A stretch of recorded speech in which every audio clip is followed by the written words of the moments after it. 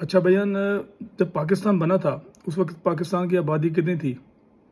Almost 6-7 crore بنگلہ دیش کو ملا کے 6-7 کروڑ، ٹھیک ہے. اور ابھی آبادی کتنی ہے؟ اگر بنگلہ دیش کی ابھی کی آبادی پکڑ لیں اور آج کی پاکستان کی آبادی پکڑ لیں تو کتنی آبادی ہو جائے گی؟ یہ تو 40 کروڑ سے بھی اوپر جا رہی ہے. اچھا چلیں، صرف ویسٹ پاکستان جو پاکستان کا ابھی کرنٹ پاکستان ہے اسی کی آبادی اگر دیکھا جائے تو کتنی ہوگی؟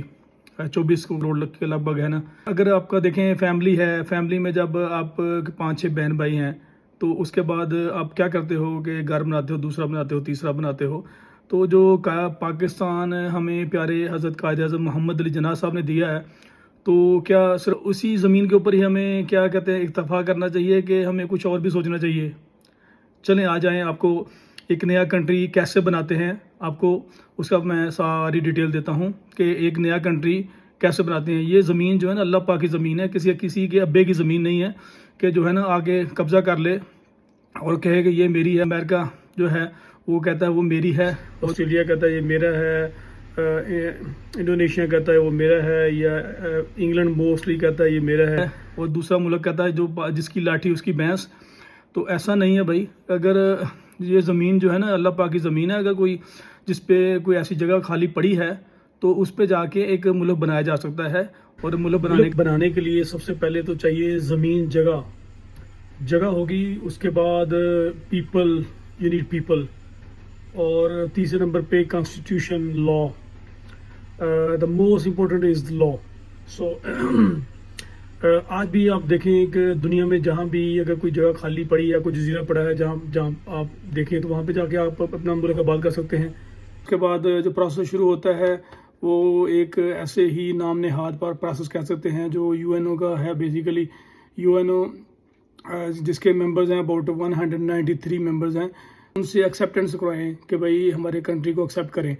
تو اس کے بعد جب آپ کنٹری بنا لیتے ہیں تو اس کے بعد آپ یہ جو اپلیکیشن ہے آپ کی یو این او کے تھرو ایک ادارے سیکیورٹی کونسل میں جاتی ہے، جہاں پہ سیکیورٹی کونسل کے پرماننٹ ممبر ہیں یو کے، U S A, France, Russia and China. اور اس کے بعد 10 ممبر اور ہیں، ٹوٹل 15 ممبر ہوتے ہیں.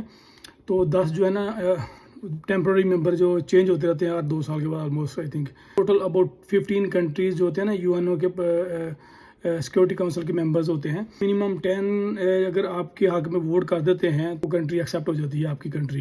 سو congratulation, you have the country.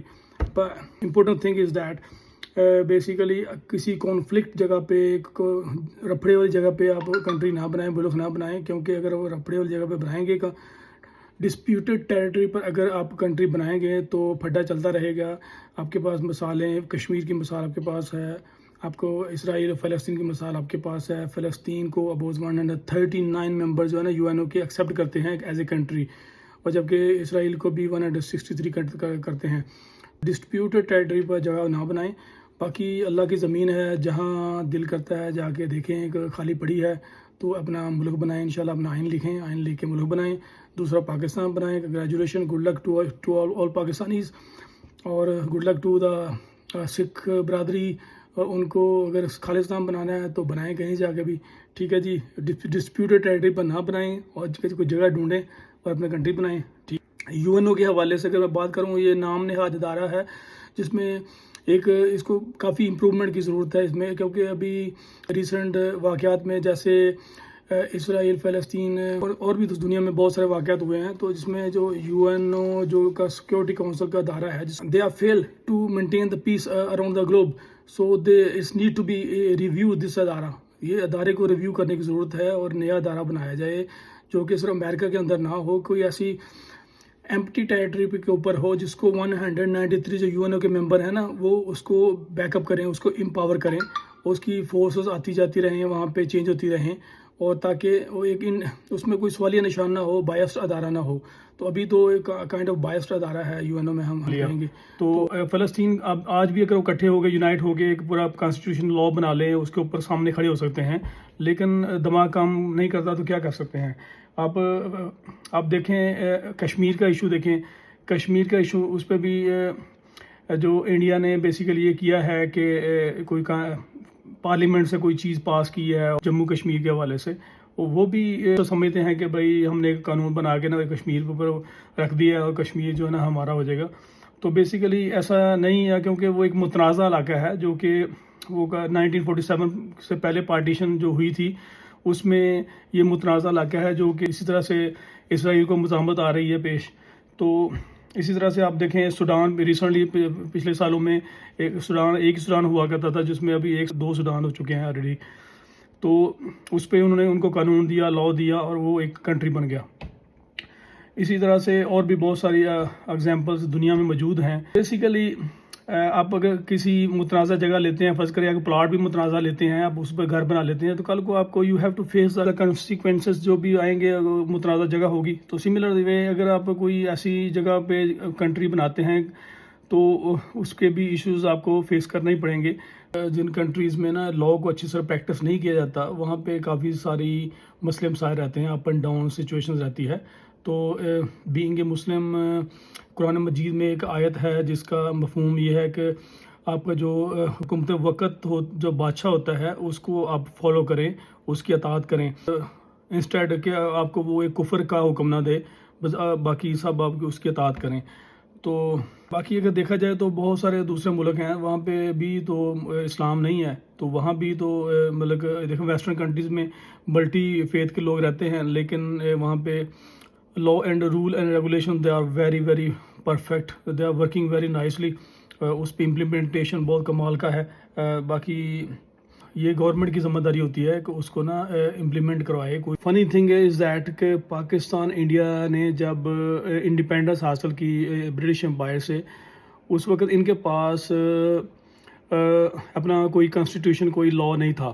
اور ان لوگوں نے کیا کیا, جو ان کا جو برٹش ایکٹ 1935 جو بنا تھا برٹش امپائر کے انڈر, وہ جو ہے نا وہ کیری آن کیا اپنے کنٹری کو چلانے کے لیے انڈیا نے اور پاکستان نے.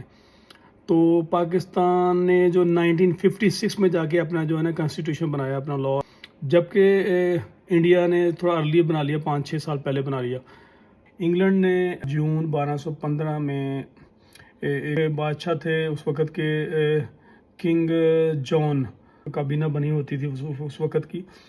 انہوں نے بادشاہ کے سامنے بل کا مسودہ رکھا جس کا نام تھا میگنا کارٹا, جس میں بیسیکلی تھا کہ اباؤٹ 40 ریبیلینز باغی تھے جو کہ نا گورنمنٹ کی بات نہیں مان رہے تھے. اس میں خانہ جنگی کا ایک صورتحال تھی. تو اس ساری صورتحال کو کنٹرول کرنے کے لیے اس وقت انہوں نے ایک نیا چارٹر بنایا, میگنا کارٹا کے نام سے بل بنایا. بل کے ہائی لائٹڈ پوائنٹ تھے جس میں ایک امپورٹنٹ تھنگ یہ تھی کہ بادشاہ بھی ہے نا جو, تو وہ بھی کسی بھی قانون سے بالا تر نہیں ہے. وہ بھی اگر غلطی کرے گا تو وہ بھی قانون کی پکڑ میں آئے گا, وہ بھی ایک عام سویلین کی طرح ہی اس کو ٹریٹ کیا جائے گا. ابھی تو 2024 ہو گیا, تو وہاں سے ابھی تک 4 نکات اس کے ان کے کانسٹیٹیوشن میں, اس کے قانون میں ابھی تک یو کے نے یوز کر رہے ہیں. ابھی میں دیکھا جائے تو اگر پاکستان کے جو کچھ بلوچ ہیں وہ کچھ پاکستان کے کچھ آئین کو فالو نہیں کرتے, اسی طرح سے کچھ علاقہ غیر کے کچھ لوگ ہیں.